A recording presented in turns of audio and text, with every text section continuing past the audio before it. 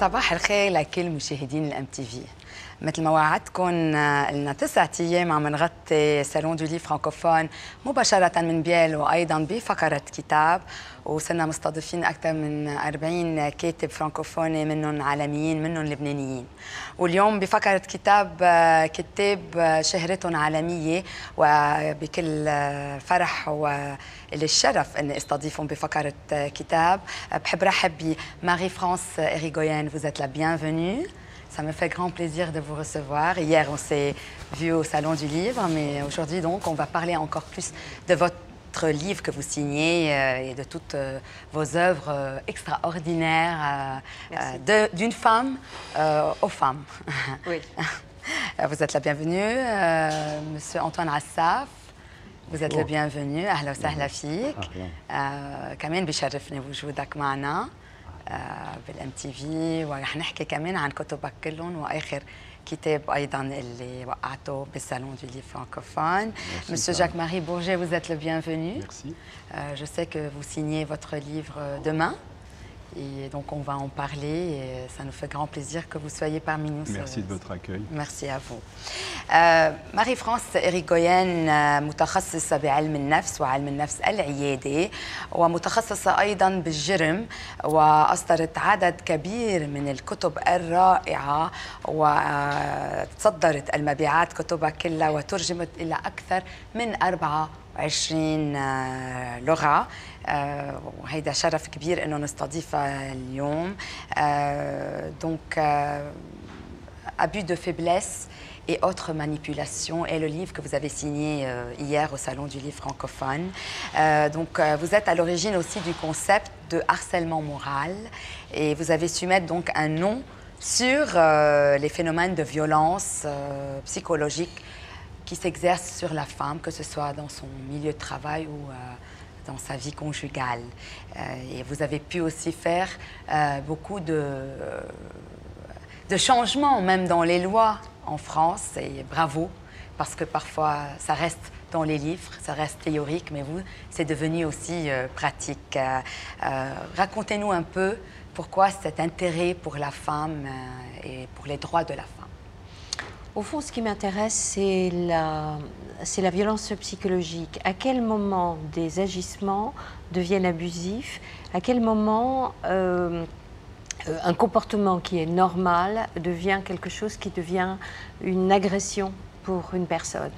Alors, les sujets sur lesquels je travaille ne concernent pas que les femmes, mais il se trouve que les femmes sont avant tout victimes de violences psychologiques, plus que les hommes. Peut-être parce qu'il y a une pression sociale, une pression des hommes. Il y a toujours eu, dans toutes les cultures, une pression des hommes sur les femmes pour les amener à accepter des choses qu'elles n'auraient pas acceptées spontanément. Et je dirais cette manipulation qui est exercée sur les femmes, c'est quelque chose qui les amène à considérer que c'est normal qu'elle soit traitée comme ça. Et moi, mon travail consiste à poser la question, est-ce que c'est normal qu'on vous traite comme ça? Est-ce que c'est bien pour vous? Est-ce que ça vous convient? Et souvent les personnes disent, c'est pas ce que je voudrais, mais c'est comme ça. Et je pense que, enfin, en tous les cas, c'est ce que j'essaie de faire en thérapie, c'est d'amener les personnes à choisir vraiment leur destin. On a l'impression qu'on est libre, et en fait, il y a beaucoup de choses qui nous sont imposées. Alors, ne serait-ce que la notion de violence elle-même, c'est une notion, au fond, je dirais, où commence la violence?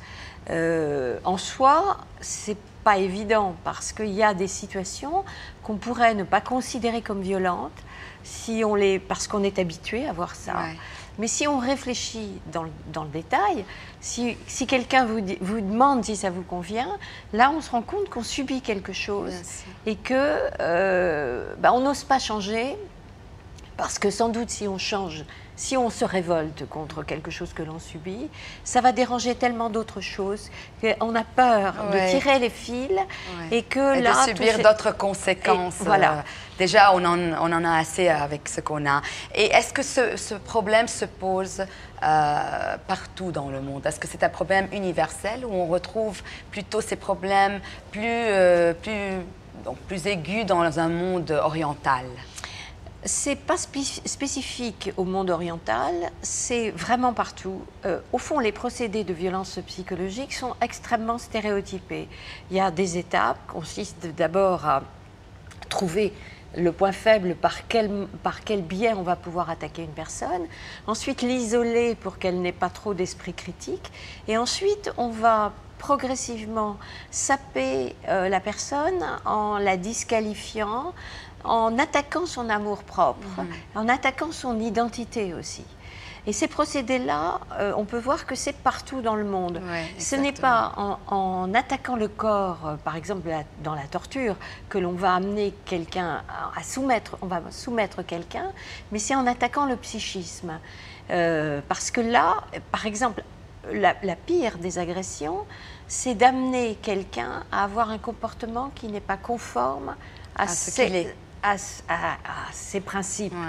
Et ça, c'est partout dans le monde. Alors, il y a des variations suivant les cultures. J'allais dire, c'est presque la surface qui est différente, mais le fond est le même.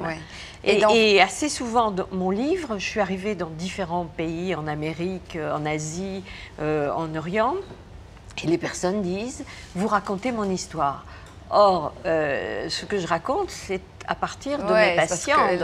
C'est les problèmes qui se posent. Et donc, ça montre que c'est vraiment universel. Exactement. Et donc, abus de faiblesse et autres manipulations, c'est un livre où vous démontrez où commence l'influence saine et morale et où s'arrête la manipulation, c'est-à-dire il faut bien mettre un terme entre les deux. Comment ça se fait et comment une femme peut vraiment être consciente de cela. Ce qui m'a intéressée, c'est cette zone grise qu'il y a entre des faits qui sont visiblement abusifs et peuvent être sanctionnés juridiquement et le ressenti que l'on peut avoir de quelque chose qui est malsain, où on n'est pas bien traité. Alors, entre autres, je prends différents angles pour en parler, des personnes qui peuvent être handicapées, les enfants ou la suggestion psychologique. Et je parle entre autres du harcèlement sexuel, où, au fond, une femme sent que la situation n'est pas normale, que ce n'est pas consenti, mais elle finit par accepter parce qu'on lui met une pression répétée et permanente et qu'en même temps, il y a une inversion de la culpabilité. On lui dit finalement, c'est toi qui provoque, c'est toi qui le veux. À partir de là, il y a ce glissement qui est que c'est devenu quelque chose qui devient, ça devient normal au bout d'un moment. Et au fond, dans ce livre, j'essaie aussi de montrer comment notre société, mais partout dans le monde, la mondialisation des comportements a amené un changement des personnes et aussi une plus grande tolérance à des comportements abusifs. Puisqu'il suffit de lire les journaux pour voir que, ma foi, tout ça, c'est pas si grave, il se passe des tas de choses et on accepte finalement. C'est ce qui est très dangereux, je crois. Oui. مشاهدينا الكرام، كتاب رائع لماري فرانس إريكويان، ضروري كلكم يكون معكم إياه، لأنه خصوصا النساء عم بتخبر قد إيه المرأة اليوم ضعيفة وبتقبل كل شيء عم بيصير حواليها، تحرش جنسي بشغلها أو عنف ببيتها، وحتى قدرت تغير أمور بالقانون الفرنسي. كتاب لازم يكون بمتناول الجميع، رائع جدا. والامرأة عندك ذات المشاكل بكل بلدان العالم، مش ضروري بس بالشرق. وكانت مقابلة جميلة جدا مسيو جاك ماري بورجي هو صحافي وكاتب فرنسي، كتب مقالات مهمة جدا بالإكسبريس، لو كانار انشانتي وغيرها من الصحف، وبقي 20 سنة مراسل لباري ماتش، 22 سنة عمل كمراسل بعدد الكثير من الحروب بالفيتنام وكوسوفو ورام الله. وسنة 1986 حاز على جائزة سكوب ناتان لأنه فضح مسألة جرين بيس وأصدر كتب عديدة منها صبغة واللي رح يوقعها بكرة هي صبغة إشاتيلا au cœur du massacre. Donc vous avez un parcours très intéressant. J'ai l'impression d'être mort après le panégyrique que vous venez de dire. Non, parce que je vous rends hommage. Non, non, non. Ce qu'on fait aujourd'hui, c'est on rend hommage aux vivants. C'est mieux, parce que d'habitude, on le fait aux morts. Non, non. Et vous avez donc été blessé à Ramallah, oui, donc vous pouviez ne pas être là. C'est une balle de M16 dans le poumon, oui. Oui. Et racontez-nous un peu ce qui s'est passé à Ramallah. Et il y a 30 ans aussi, entre le 16 et le 18 septembre 82, vous étiez donc, vous avez vécu ce qui s'est passé à Sabra et Shatila dans les camps palestiniens. Et pourquoi c'est aujourd'hui, 30 ans après, que vous éditez ce livre? Ben, on reste dans le chapitre de la psychanalyse ou de la psychologie, c'est-à-dire que ce que j'ai vécu avec mon ami photographe Marc Simon, puisque dans mon livre il y a des photos, nous étions là quand les Israéliens ont achevé le siège, enfin l'entrée dans Beyrouth, c'était donc du 16 au 18 septembre 82. Le siège s'est terminé, enfin l'entrée dans Beyrouth s'est terminée le 17, mais au sud il y avait toujours des tirs, donc il y avait à peu près 300 journalistes à Beyrouth, mais on était les deux malheureux à se dire mais que se passe-t-il dans le sud, c'est les camps. Donc on s'est rendu dans les camps, et là on a vu qu'il y avait des tirs, c'était difficile d'apprécier la situation, c'était très dangereux. Il y a une roquette qui nous arrivait dans les pieds qui n'a pas explosé, c'était une bonne idée, enfin bref, c'était un peu agité. J'ai dit à mon photographe, on va dormir là, puis on va voir ce qui se passe. Il m'a dit, mais non, si on dort là, on va être mort. Donc on est rentré au Commodore, et le lendemain matin à 6 h, on est retourné, parce qu'on était anxieux de voir ce qui se passait. Et là, subitement, on s'est retrouvé avec des tas de cadavres, des petites filles bien rangées, des petits garçons bien rangés, la tête coupée, le crâne ouvert, les seins coupés. Enfin, je vous passe les détails. Et nous, on n'avait pas imaginé qu'une chose comme ça puisse se passer. On était dans la diplomatie, massacre barbare, dans le fait que les Israéliens rentraient à Beyrouth, la diplomatie, les informations internationales, mais pas du tout ça. Donc on est resté à peu près 2 heures, 1h30, 2 heures, tout seul dans ce... Il y avait un bulldozer, un type avec un bulldozer qui enterrait des cadavres le long de la cité sportive. C'était une atmosphère... Bon, voilà. Et ensuite, on a fait une enquête, on a trouvé que, bon, maintenant on le sait, que les Israéliens avaient poussé pas mal de gens des phalanges à accomplir cet acte. Après, 4 jours après, on a vu que les phalanges étaient à nouveau dans le camp, alors qu'il était sous la protection de l'armée française. C'est-à-dire qu'il y avait l'armée française dans le camp, les phalanges venaient, continuaient à prendre les hommes qui restaient pour les emmener et les exécuter dans la montagne.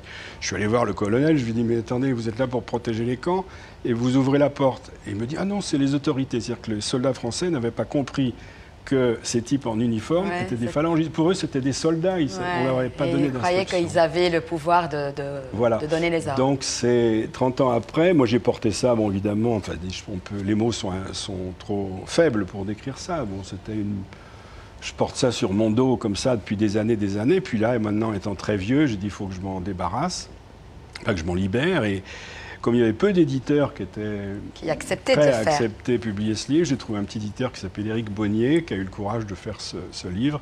Donc Marc a sorti ses photos, moi j'ai sorti... Et là, j'avais tout en mémoire. J'ai pris quelques notes pour vérifier des orthographes ou des trucs géographiques, mais tout était dans ma tête. Et voilà, Et là, vous vous sentez mieux? Je me sens mieux, je me sens par définition toujours mal. Donc, surtout depuis que j'ai pris une balle dans le poumon, ça va encore moins bien. Mais bon, ça fait penser à l'histoire d'un... Mais c'est vous, mais d'habitude, c'est les journalistes et les reporters qui se jettent. Là aussi, on parle de psychologie. Vous aimez cette montée d'adrénaline. C'est vous qui partez vers les points. Vous avez raison, j'oublie un aspect de mon petit livre, c'est le décryptage et le récit d'un reportage. Donc, il y a même des trucs rigolos. Je parle de Coco, le perroquet de l'hôtel Commodore. Il avait tellement entendu d'obus qu'il imitait le cri de l'obus. Il faisait pssst. Donc quand arrivait un journaliste qui ne connaissait pas Coco, il se mettait à plat ventre. Bon, je raconte des histoires comme ça. Ouais, donc un peu la vie quotidienne. Quand les gens s'en vont, veulent fuir, nous, on est prêts à damner pour aller là où on ne faut pas aller. جاك-ماري بورجي بكتابه صبرا وشتيلة أوكر دو ماساكر عم بيحكي عن مجازر صبرا وشتيلة من 30 سنة وما قدر ينسى وأكيد حب إنه بعد 30 سنة يخبر مع إنه بيعرف الحقيقة ولكن ما قدر يقولها قبل على اليوم مش من مكان قبل انه يصدر هالكتاب ولكن اصدره كتاب رائع بيفتح فيه كل الحقائق اللي اليوم يمكن ان احنا بنعرفها ولكن بكل تفاصيلها وايضا تفاصيل انسان عاش مجازر يعني بعدها براسه وايضا انصاب بروايه كتاب كتير حلو هو تيمونياج دو في عم بيحكي عن اصلا عن حياته الرائعه. أنطوان عساف اهلا وسهلا فيك حضرتك. بونجور. فيلسوف وكاتب فرنسي حائز على دكتوراه بالادب الفرنسي من جامعه السوربون ومحاضر بإيكول نافال دو بريست وإيكول دو غير مدرسه الحربيه وحضرتك مستشار سياسي لوزاره الدفاع واصدرت كتب عديدة جدا كلها رائعة باللغة الفرنسية. رح نكمل بالفرنسي تنكون عم نشارك الآخرين. C'est ce que j'allais vous dire. Oui, vous signez donc des hommes en action, le Charles de Gaulle. Nous remarquons, Monsieur Assaf, que dans tous vos livres, il y a cet amour pour le Liban et pour la relation du Liban avec la France. Pourquoi ? Et surtout la mer qui les relie. Et la mer Méditerranée. Voilà, c'est pourquoi je suis très heureux de me retrouver providentiellement entre Marie-France et puis notre ami journaliste, parce que je suis parti de cette époque, je suis un enfant de cette époque, et puis le premier livre que j'ai écrit, qui était le roman Terre Blanche, c'était l'impact de la guerre sur ma génération. Et en partant de ce roman, je suis revenu au Liban à l'âge de 24-25 ans, j'étais parti à l'âge de 17-18, pour participer à la guerre, mais un peu, j'ai remarqué, comme les voyageurs romantiques le faisaient. Et d'ailleurs, une autre coïncidence, c'est que je suis allé dans la vallée de la Martine, Hamdoun, tout ça, où il y avait la guerre, le retrait de l'armée israélienne, le chouf, tout ce que notre ami décrit avec joie, et puis les massacres qui sont autour. Mais moi, je ne voyais pas les massacres. J'imaginais la Martine à cheval, avec sa pauvre fille Julie qu'il allait perdre. Et je décrivais cette montagne romantique. Et puis le choc immense, massacre, guerre, des frères, des s'entretuent, un ennemi de l'extérieur qui porte le nom de Syriens, des ennemis de l'intérieur, chrétiens, musulmans, druzes, tout ça. Et là, je tombe otage. Et à partir de ce moment-là, tout se transforme. Parce que Marie-France parlait de cet impact de la violence. Et une fois j'ai subi cette violence, j'ai quitté mon propre personnage pour faire un personnage de roman, exprès. Et pour raconter une réalité que je ne pouvais pas raconter par un reportage de guerre. Parce qu'il y avait trop de sensations autour et il fallait créer quelque chose, c'était mon tempérament d'ailleurs, par la création littéraire, pour transmettre un personnage qui ne serait plus la mienne, d'une certaine façon. Ouais. Et vous, le vieux paradoxe de Flaubert, encore, je suis déformé de revenir à des écrivains, c'est que quand il disait Madame Bovary, son livre le plus célèbre, c'est moi, les gens comprenaient mal. Moi, j'ai voulu me séparer de cet otage. Ouais. Et je l'ai publié. D'un troisième angle. Et dans Des hommes en action, le Charles de Gaulle. Les trois livres que vous avez, c'est-à-dire La Terre Blanche, Les Lettres à l'Amiral, et Terre Blanche, c'est la suite justement de la guerre et de sa violence, mais ses relations avec les histoires d'amour que je vivais. L'otage de Terre Blanche, il vit dans cette cellule, il est torturé, il doit parler, et puis progressivement, il se retrouve dans une solitude telle que celle, sa bien-aimée, son Elvire, si je reste avec Lamartine Vallée. On voit combien vous êtes même romantique dans la description de la guerre, n'est-ce pas? Oui, mais le choc est grand, parce que c'est là où il faut être dans l'âme. Mais oui, car le choc va être grand, parce que quand il va se dire « je sortirai, et je serai son héros, je serai son Alexandre », et elle va dire « voilà, tu as fait la guerre, et notre amour va grandir », c'est là où il va se rendre compte, en la revoyant, que le temps qu'il a vécu, 13 mois et demi quand même, Et le temps, c'est, voyez-vous, c'est le grand philosophe Saint-Augustin, il l'a défini de façon indépassable. Il a dit c'est une distension de l'âme. L'âme est tendue entre un passé, un futur, un présent. Et dans la cellule de 2-3 mètres carrés, le temps devient tellement un absolu que l'espace est mort. Et là, il va rêver d'elle dans cet espace, alors qu'il la voyait sur des bateaux de croisière des Côtes d'Azur, belle femme, un peu comme les belles Libanaises le font. Hein, c'est un pléonasme. Les belles femmes dans le monde. Bon, les femmes libanaises sont pas mal aussi. En tout cas, c'est des muses. كتب دكتور عساف رائعين. تاريخ وحروب وحب ورومانسية بنرجع بنحكي عنهم بفقرة مميزة بكتاب. Je vais vous inviter dans mon émission pour parler plus longuement puisque vous restez un peu au Liban. مشاهدينا الكرام كانت حلقة مميزة. Madame Irigoyen, merci. Merci pour tout ce que vous nous donnez et ne vous arrêtez pas là. Je vais continuer. Vous avez des milliards de femmes et des hommes, bien sûr. Des hommes qui respectent la femme. Je vais revenir au Liban et en particulier pour parler avec les femmes et essayer. Ça nous fera grand plaisir et des femmes comme vous, on en a besoin. En tout cas, les femmes libanaises sont des femmes fortes aussi. Oui. Monsieur Bourget, merci beaucoup et à bientôt, j'espère, pour des. Mais plus de guerre. Non, plus de guerre. Des récits de paix. Voilà, des récits de paix. مشاهدينا الكرام كانت حلقة مثل ما قلت مميزة. بلاقيكم أنا اليوم الساعة 6 مباشرة من البيال مع كتاب عالميين جداد تتعرفوا عليهم. الساعة 7 توقيع كتابي. كلكم مدعوين اللي بيحبوا الكتب ويحبوا كتاب. وأيضا بكرة الساعة 1:10 كمان بيكون عندي فقرة كتاب كمان عن صالون دو ليف فرانكوفون. هلا بنبقى مع زميلتي نادية.